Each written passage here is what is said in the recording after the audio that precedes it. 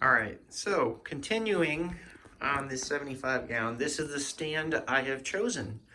That was the tank behind it. It's a 29 gallon, the cheap $100 stand from Amazon. It's already showing colorware everywhere on it. So this is gonna become my quarantine tank in the basement. All the rocks coming out, just the sand is staying. The rock's gonna go into my new 75 gallon plus more rock that I have. I have all new sand for the 75 gallon. So I custom ordered this stand. It's a Marineland Majestic. It's not an expensive stand. It's like 240 bucks. I just didn't like the ones the stores sell because they got ugly doors or small doors. It's open in the back, very open in the back. And the thing is, I have a vent right here, an air vent. I'm going to cut a hole here. This is just nothing special. It's very like paper-like, so the vent can blow up and out the back and still cool the room. The doors blend in quite well in the front. They're not little tiny doors. They're nice big doors with big openings. There's no chips or marks on it. I believe it's wood. I could be wrong. It could be pressed wood for all I know, but it seems to be pine or something. It's got little rubber stoppers, so the door, let's see, doesn't slam and hit wood. It's a cheap stand, but it looks nice. I like the look.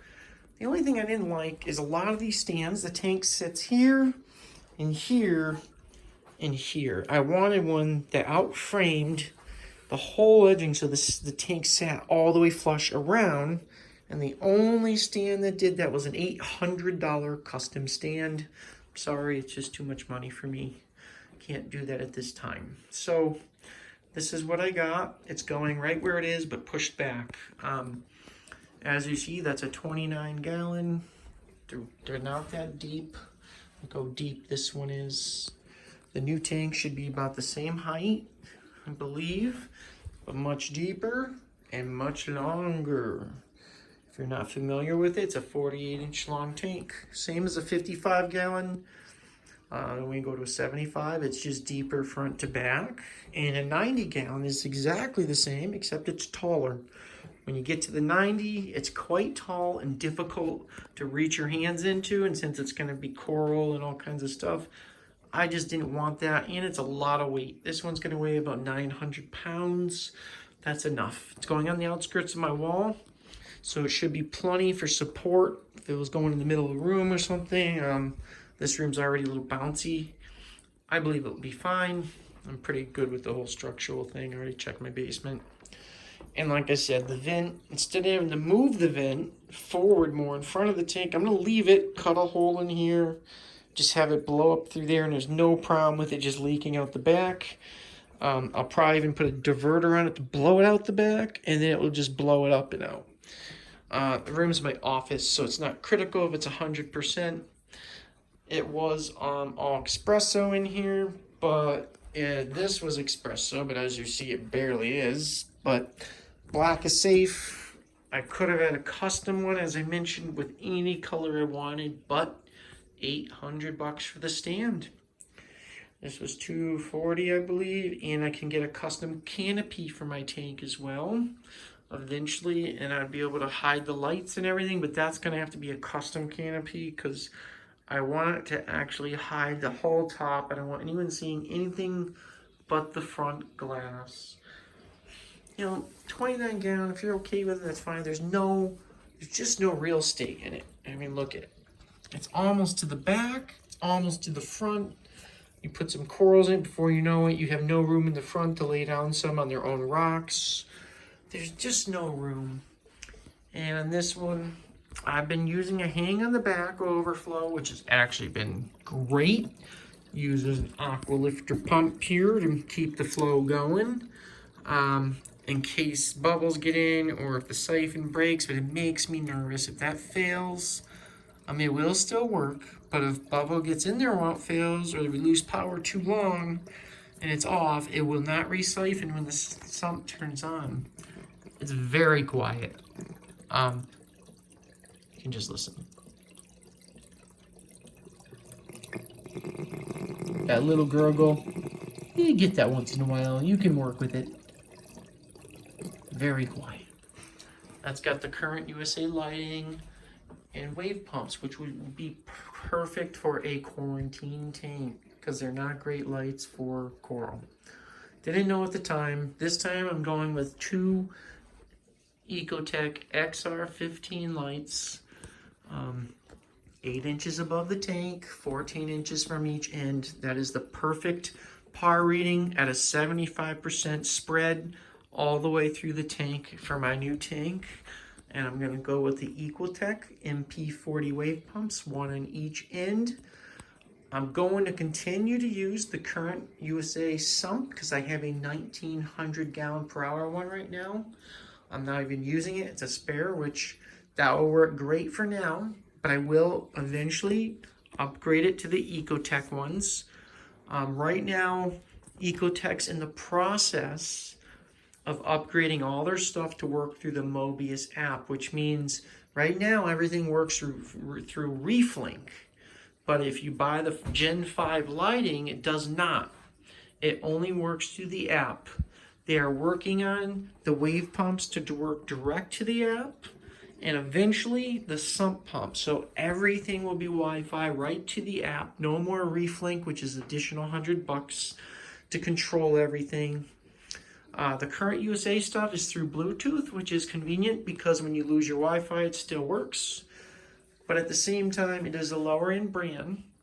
But I've had no problems with it. I've just been told the lights just aren't adequate. Even with the dual lights, I was not getting any good coral growth.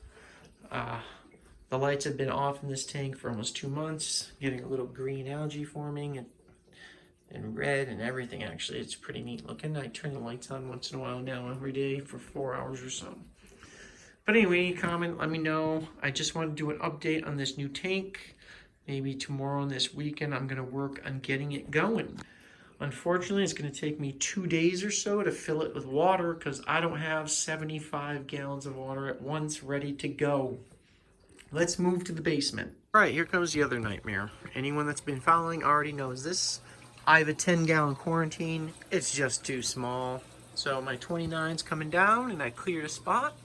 It's going to go right here. Already got lighting. I'm going to continue using the current USA lighting and wave pumps. It will fit right here. I got a dedicated outlet right there. This is my saltwater reservoir, 34 gallons. These are some buckets kicking around, my salt. I built this whole stand myself with a friend. The light temporarily has not been permanently mounted. This is over $1,000 sump. Set up for a 29-gallon tank. I thought that was ridiculous. That's a $400 doser. A little ridiculous on the tank it's on. Pump in there now is only 1,000 gallon per hour. I'm upgrading it to the 19, which I already have, which won't work through any Wi-Fi because it's going to be dedicated only for a pump only, but you have control here. Got the Auto Aqua water top off and water change. And this is what I'm using for my reservoir, which is going to be way too small for my new tank. But for now, it's getting me by. Everything's just so expensive. I'm going to add a third shelf on the bottom for storage. And then I'm going to put a back plate up there with wood like that for all the rest of my electrical. Be fancy once it's all done. Probably take me another year or so. It's a lot of work. Okay, I admit. So this is what I have now. Kind of a waste running it on a 29-gallon tank that has no fish in it or anything. So I'll get that all set up neatly, get this moved over to a stand probably as a secondary tank for coral or whatever. This drum here is heated right now. It has a pump in it because I also have a bunch of live rock in it. As we go through my basement, please ignore the disgrace. I have more buckets and stuff. That's all my plumbing for my new tank. This is the sand for my new tank. This here in this messed up tight area is my fresh water from my, reverse osmosis and deionized water. It fills this up, which is a 24 gallon, which keeps it filled at all times. So once everything's up going, I have more than enough fresh water to top off my salt water. But for doing the 75 gallon, I'm gonna need a fresh 75 gallons of water. There's 30 right here, about 30 or 32. I will get another 24 straight out of the fresh water and get that mixed up and put in. By the next day, there'll be another 24 ready, and hopefully by then they'll be topped off. I'm keeping the water that's in the sump. That's about 20-25 gallons. That will be mixed in with the new tank because it's already got all that in there. And I've got more. I got ceramic blocks. They were expensive though at 40 bucks, way too much. I had these 20 bucks, but those are going in my canister filter that's on my 29 gallon now. That's gonna get